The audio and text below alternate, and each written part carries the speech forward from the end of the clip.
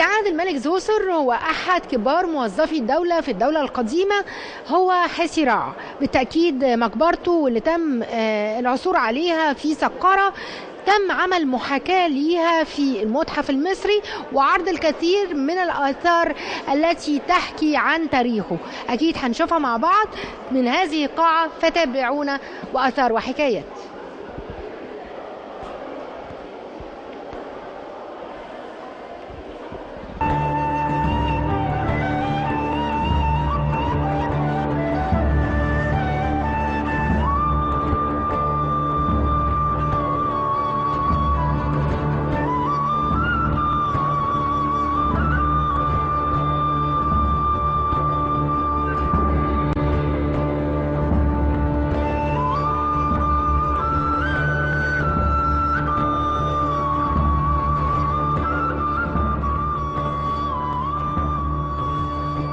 حكايات وأسرار لا تنتهي داخل المتحف المصري. حلقتنا النهاردة من داخل المتحف المصري في مكان جديد لم نطرحه من قبل، هو حسيراع. حسيراع ليه مكان هنا بيحاكي اكتشاف مقبرته بسقارة. هنعرف ده كله من خلال لقائنا مع دكتور شيرين أمين، أمين المتحف المصري. أهلا بحضرتك.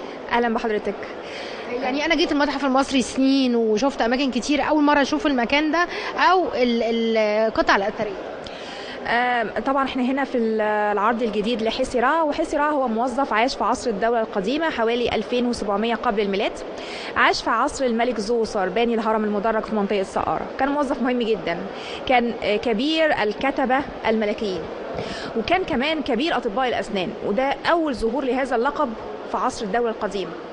ان كان في اطباء اسنان في مصر القديمه، وكان في كبير لاطباء الاسنان. والامامنا هو العرض اللي تم طبعا تفعيله بالتعاون مع المعهد الفرنسي للاثار الشرقيه بعد ترميم لوحات حسيراع وعرضه في سياق يحاكي المقبره بتاعته في منطقه سقارة.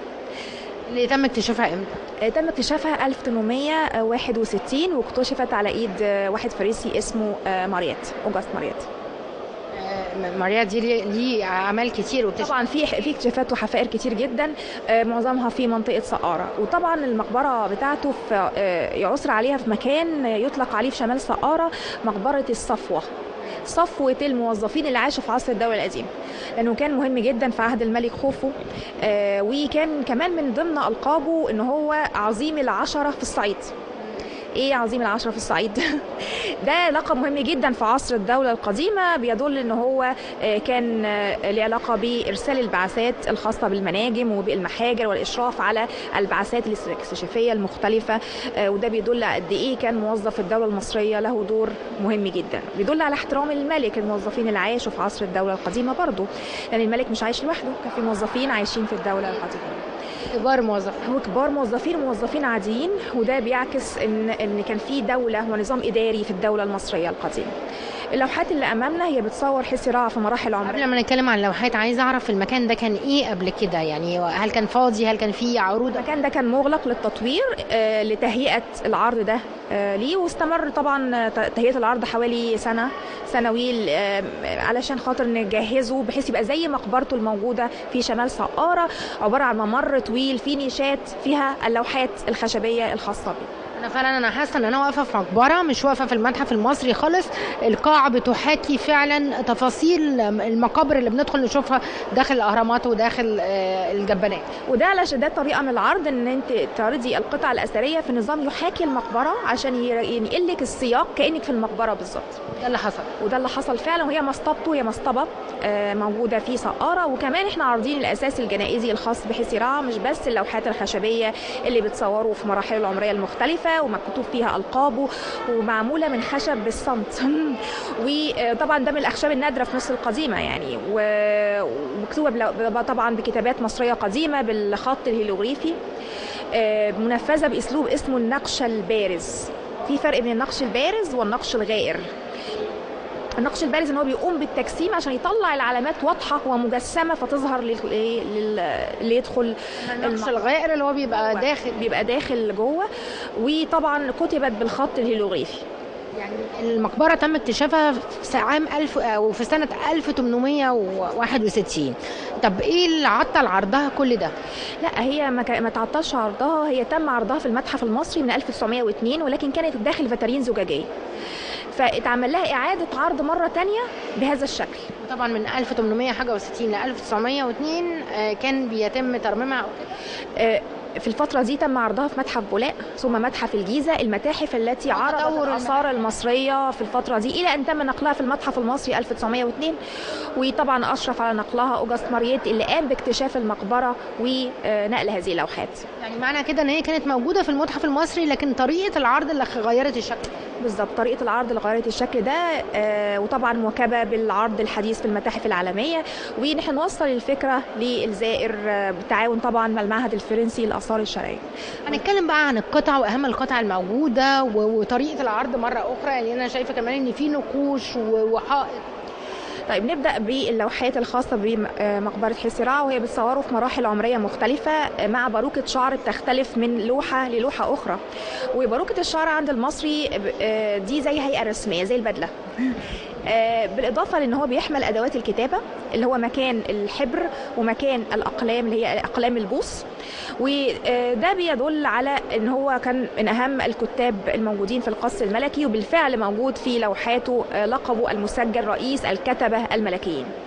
بالإضافة للقب كبير أطباء الأسنان، وده بيدل أن في طب أسنان في مصر القديمة وفي أطباء أسنان، وكان في رئيس لأطباء الأسنان في مصر القديمة. بنجده مصور أمام مائدة القرابين، بنجد مائدة القرابين عليها الخبز بالذات، والخبز هو من أهم الأطعمة للمصري القديم هيحتاجها مرة أخرى في العالم الآخر. المصري القديم كان بيعتقد بالبعث والخلود بعد الموت، ولهذا قام بتسجيل حياته على هذه اللوحات أو على نقوش المقابر حتى يبعث مرة أخرى في العالم الآخر، وتقدم القرابين له مرة تانية عن طريق هذه اللوحات اللي عن طريق السحر ما ذكر عليها يتحول لحقيقة مرة تانية في العالم الآخر. لما يجلس أمام مائدة القرابين أمام الأطعمة هيستفيد بها روحه مرة تانية في العالم التاني. طبعا اللوحات تم عرضها داخل نيشات تحاكي نفس النيشات الموجودة في مقبرته بشمال سقارة، اللي هي كانت عبارة عن ممر طويل في مجموعة من النيشات، فواضحة هنا في العرض الجديد عندنا في المتحف المصري. بالإضافة أن عندنا الأساس الجنائزي الخاص به. يعني إيه أساس جنائزي؟ هو المتوفى يبقى محتاج أدوات ياخدها معاه مرة تانية في العالم الآخر. أواني مختلفة، في عندنا مجموعة من الأواني المختلفة مصنوعة من خامات مختلفة زي المرمر وغيره، وهي كان بيستخدمها لتخزين الزيوت والعطور اللي هيستفيد بيها مرة تانية في العالم الآخر، وإحنا عرضناها في فاترينا خاصة موجودة عندنا في هذه القاعة، بالإضافة لعرض أجزاء من مقبرته. عثر عليها في المقبرة نفسها زي لوحات. هذه اللوحات هي حجرية، أجزاء من اللوحات، وفيها بقايا رسومات توضح أن كان في نقوش كانت موجودة في مقبرته، ربما نقوش تعلق بالحياة اليومية، لأن المصري القديم كان بيسجل حياته في مقبرته، كان بيسجل عايز ياخد إيه مرة تانية، احتفالات، أدوات موسيقية عايز يستفيد بيها مرة تانية في العالم التاني أو يحضر احتفالات مختلفة، أكلات عايز يستفيد بيها مرة تانية في العالم الآخر، بعض الحياة اليومية، إجراءات الحياة اليومية اللي بيقوم إن هو بعملها، يعني مثلا زراعة، نجارة أو غيره من الحياة اليومية اللي كانت عند المصري القديم. جميل جدا. كمان انا شايفه ان يعني معمول زي مثلا جدران وعليها نقوش، هل دي ريبابليكا ولا لا؟ كل دي طبعا هي مستنسخه معادة زي بالظبط مقبرته الموجودة عندنا في سقارة، عشان توضح شكل جدران المقبرة عامل ازاي، شكل النقوش، بعض المناظر اللي كانت موجودة، بعض الألوان اللي كانت موجودة في المقبرة، والمصري القديم كان متقدم جدا في تقنيات صناعة الألوان، بالإضافة إلى توضيح أهمية اللغة المصرية القديمة بخطوطها المختلفة، وهنا مركزين أكتر على الخط الهيروغليفي. وهنا ممكن اخد حضرتك واقول لك ان اللغه المصريه كتبت بعده خطوط، يعني هو مش الهيروغليفيه هو خط وليس لغه. الخط الهيروغليفي هو الخط المتكامل بمعنى الخط الكهنوتي اللي فيه العلامة واضحة، لأن هو الخط اللي يختص به الكهنة. وفي الخط الأكثر اختصارا هو الهيراتيقي، ثم الخط الديموطيقي وهو الأكثر اختصارا أو الخط الشعبي، ثم القبطية بعد ذلك. وكل هذه الخطوط ظهرت في مراحل متتابعة، وطبعا بتكمل سيناريو الحضارة المصرية القديمة، لأن بيدل قد إيه المصري القديم كتب بعدة خطوط في مصر القديمة. كل الخط المذكور عندنا في المقبرة هو الخط الهيروغليفي. الكتابات اللي موجودة قدامنا في مقبرة حاسيراع تعتبر بالخط الهيروغليفي، لكن مكتوبة بأي لغة؟ مكتوبة بالخط الهيروغليفي باللغة المصرية القديمة. وهنا مكتوب عندي ألقاب حاسيراع عظيم العشرة في الصعيد، يعني المشرف على البعثات الخاصة بالتعدين والمناجم والتجنيد الخاص بإرسال البعثات المختلفة في صحاري مصر، كبير الأطباء الأسنان، كبير الكتبة الملكيين، كاهن حورس، يعني كمان معاه كمان ألقاب دينية مختلفة تدل على أهميته في عهد الملك زوسر. بالإضافة أن عصور مقبرته في مقابر الصفوة اللي يطلق عليها مقابر كبار رجال الدولة، وتقليد هذه النيشات تشبه جدا النيشات الموجودة واللوحات المنحوتة في مقبرة الملك زوسر نفسه، المقبرة الجنوبية. فهذا يدل على مكانة هذا الموظف في مصر القديمة. فطبعا ده بيعكس قد ايه ان الموظف في مصر القديمه بياخد حقه اذا ترقى في الوظائف المختلفه، وبيعكس قد ايه ان المصري بيوثق حياته مره تانية، وبيدينا فكره عن الجانب الجنائزي الخاص بالمصري، وان هو عايز يبعث مره اخرى بجميع مراحله العمريه مره تانية. حابين يا دكتور يعني نختار لوحتين نتكلم عنهم بالتفاصيل بالقرب من هذه اللوحات، هتصطحبينا ان شاء الله؟ تمام، اتفضلي. وهنبدأ بلوحة تصور حاسيراع أمام مائدة القرابين، هنعرفها بالتفاصيل من خلال دكتور شيرين أمين. أول لوحة هنتكلم عليها النهاردة وهي من ضمن لوحات حاسيراع اللي كان عددهم 11 لوحة، وحاليا موجود 6 في المتحف المصري. اللوحة بنجد حاسيراع جالس أمام مائدة القرابين، والمائدة فيها خبز، لأن الخبز كان مهم جدا عند المصري علشان يمدوا بالغذاء مرة أخرى في العالم الثاني. المصري القديم عايز يجدد حياته، يعني ايه؟ يعيش حياته مرة تانية. وده السبب ان احنا عندنا كتير من مناظر الحياة اليومية وكتير من القرابين اللي ياخدها معاه مرة تانية، لان هو عايز يكرر حياته زي ما كانت في حياته الاولى. فحضارة المصري القديم هي حضارة حياة وليست حضارة موت. وبنجد ان بيحمل ادوات الكتابة، فبنجد مكان الحبر ومكان ذوات الاقلام اللي بيكتب فيها، لان هو موجود في هذه اللوحة القابه الدينية والاجتماعية. فمذكور عليها ان هو رئيس الكتبة الملكيين، مذكور عليها ايضا ان هو رئيس بعثات المناجم والمحاجر، وده بيدل على دوره في ارسال البعثات المختلفة لاستكشاف المحاجر والتعدين في مصر القديمة. اللوحة الثانية هنجد ان هو واقف وماسك عصا، وبتبينه او توضح شكله في مرحله الشباب، وده بتدل على ان هو ذا سلطه في القصر الملكي. والقابه ايضا بتدل ان هو رئيس الاطباء الاسنان، وهذا اللقب من الالقاب الغامضه في مصر القديمه، لانه ما ظهرش ظهر بس في عهد الملك زوسر، وظهر في مقبره حاسيراع، ولهذا هو من اهم الالقاب عندنا. بالإضافة اللقب تاني اللي هو كبير العشرة العظام في صعيد مصر. اللوحتين اللي احنا بصددهم في حواليهم نقوش غالبا هي الكتابة الهيروغليفية، يعني ايه المكتوب في اللوحة الأولانية؟ الأولى والثانية ألقابه الدينية والاجتماعية، بالإضافة إلى بعض التعويذ الحامية اللي تحميه مرة تانية في العالم الآخر.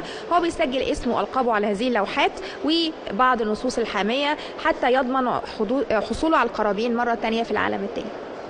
هل حضرتك عندك فكرة ان ممكن يبقى في شخصيات اخرى تظهر على السطح باثرها، نعمل لها طريقة عرض مختلفة في المتحف المصري؟ هل انتوا بصدد ده؟ احنا عندنا طبعا مشروع بالتعاون مع الاتحاد الاوروبي لاعادة عرض القطع الاثرية في المتحف المصري. تمت اعادة عرض قطع بترجع لعصر الدولة القديمة العصر المتاخر في مصر، ونتاج المشروع موجود عندنا هنا في المتحف المصري. واحنا عندنا مراحل مختلفة لاعادة العرض.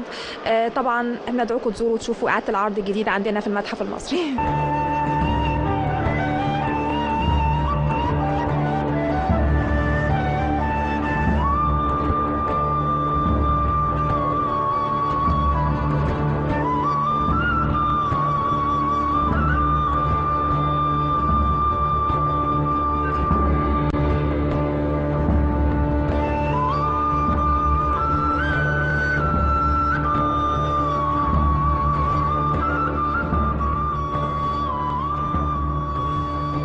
معانا ضيفتنا من الارجنتين ومعاها الجايد بتاعها بيتفرجوا على نفس القاعه، عايزين نعرف رايهم وقد ايه الزياره لمصر هتقضي اماكن مختلفه، تزور اماكن مختلفه ولا ايه. اهلا بحضرتك، اتعرف عليك. محمد حسني، مرشد اسباني. اهلا بحضرتك. Would you please introduce yourself, your name? Presentate. Sí, yo soy María Edith Salinas, soy de Argentina, de la provincia de Córdoba. Soy agente de viaje y he venido a conocer Egipto y bueno, estoy muy impresionada, me encanta y estoy disfrutando mucho principalmente de esta sala.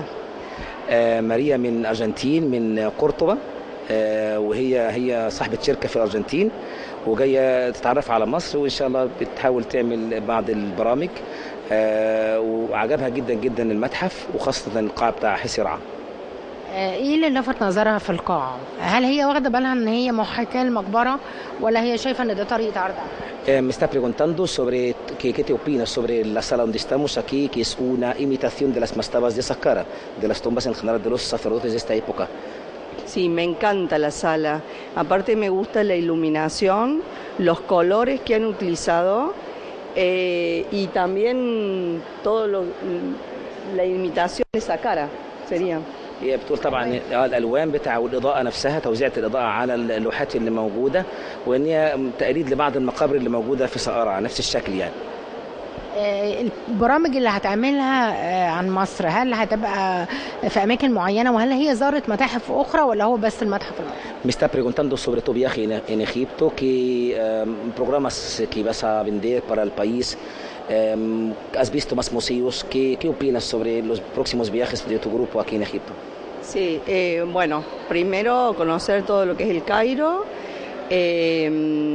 este museo, Alabastro, Mezquita de Alabastro. Sí. Bueno, y después hacer el crucero por el Nilo, que comienza en Aswan y después termina en Luxor. Cada uno de los lugares realmente fascinante, todo lo que se puede conocer y ver de la historia que tiene Egipto y el mundo, ¿no? Una civilización que comienza aquí. Claro, la cuna. Sí, sí.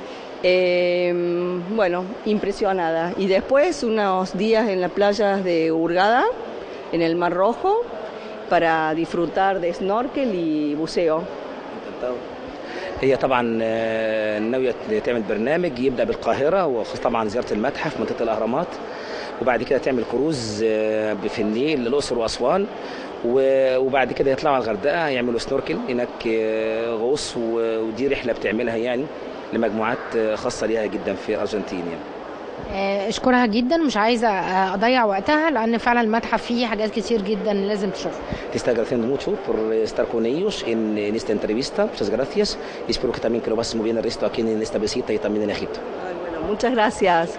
كلمه تقولها بالاسباني لاصدقائها في الارجنتين. Si quieres decir algo para tus amigas en Argentina, ¿qué vas a decir?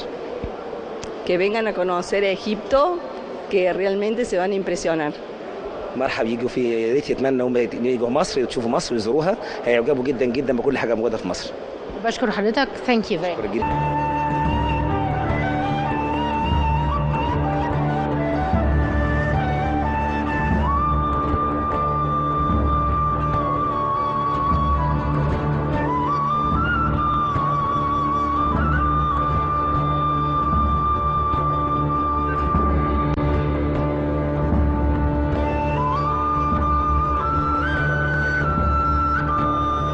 ضيوفنا من انجلترا بيزوروا المتحف المصري، واضح ان هم معجبين بالقاعه، لكن هنعرف اكتر من خلال لقائهم. Nice to meet you. Would you please introduce yourself? Yeah, my name's Ashley. I'm from London. Hi, my name is Bruna. I'm from Brazil, but I live in London. Welcome in Egypt. So, first time to visit Egypt? It is first time. We've always wanted to come. We arrived on Monday. Monday, short time. How long you'll stay here? We're just here for 5 days. So it's 5 days only? Yes. Do you have schedule to visit different touristic places or just haphazard? We are going to the other museum, which is just opened, and we want to do like a cruise down the Nile, but we are considering going back to the pyramids because we love there. So we might just go back. We'll still decide what we're going to do. What are the best photo you have in the pyramids? Do you remember? Oh yeah, we stood really up close to the pyramid, and you could see all the angles, and with the clear blue sky behind. Architecture. Yeah, the architecture was amazing. Yeah, I love the fact, I love the size of the pyramid. You don't really see it from afar. When you're really close, you get a real. Of course, you have a lot of photos before coming about the pyramids, but when you see, in fact, is it? Yes, lots of people they say that the pyramids are smaller than they thought, but I thought they were. Especially the big, the vice versa. Yeah, vice versa. It was massive. Yeah. And for me, it was quite emotional because this is something like you see in books. You grow up knowing about it, and then when you stand up close to the pyramids, it just feels amazing. It's just incredible. Mm-hmm. So, what about the Egyptian Museum? How do you know about it? Did you read a lot about it before coming? So I knew there's quite a few museums, but we always knew about this one, and we were going to stay in a hotel opposite, but we decided not to. But I'd known that all the great artifacts are in this museum, and I'd done a bit of research before, and we just arrived, we just come in, so it's really exciting. I know that you didn't watch this up till now, but this is a very replica for a tomb in Saqqara. Do you have any idea? No, we visit Saqqara up till now. Yes, I heard about it, and then yesterday when we were in the pyramids, we were told that it was the first pyramid. So we just had to decide what we're going to do during those days because it's just there's too much. And one thing we have decided is that we're coming back at some point, maybe next year or the year after, because it's just there's a lot to see. Yeah. Yeah, we really like eating as well, so we want to taste Egyptian food. Have you tried it or not yet? We're going to go and sample it today. So we picked a few restaurants and cafes around here. Do you have an idea about the ingredients of Egyptian food? Is it spicy? Is it not spicy? Do you have any idea about it? We got a little idea. Yeah. I mean, we like spicy food, but... So you make a decision what kind of food you will eat, or just you watch and... No, we're just going to go and just try it out. What about souvenirs? I know that ladies like accessories and something like that. We have a lot of stores in Khan al-Khalili. Have you listened about it? Not yet, and I don't tend to. Think maybe you have accessories or you obtain something from Egypt? If we see something that we like, because when we travel, we like to take things that we are going to, decorate our house with. We don't just buy small souvenirs that end up in a box somewhere. We like to, if you find a picture or something that we know, okay, this would look good in our house, then we buy it. But it has to be like, I need to see something and love it. Otherwise, I won't just buy just to say I've bought something from Egypt. I think this is... So that's a yes. Yeah. Unfortunately, your time in Egypt is very tight, so I'd like you to send a message. I have a lot of questions, but I want you to not waste your time and watch a lot of things in Egyptian Museum. So finally, send a message to your friends in England. The message in Egypt is Egyptian people are lovely, the hospitality is great, and you can stay very, very healthy in Egypt, and the food is, I think that modern food in Egypt is really exciting, so come to Egypt, come to Cairo, Egypt is very big, so come to Cairo and see the sights. Yeah, I would just say don't waste your time. And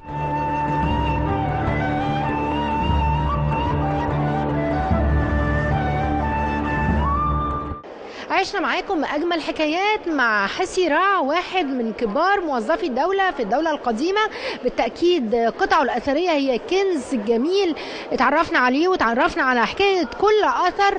إلى اللقاء وحلقة جديدة.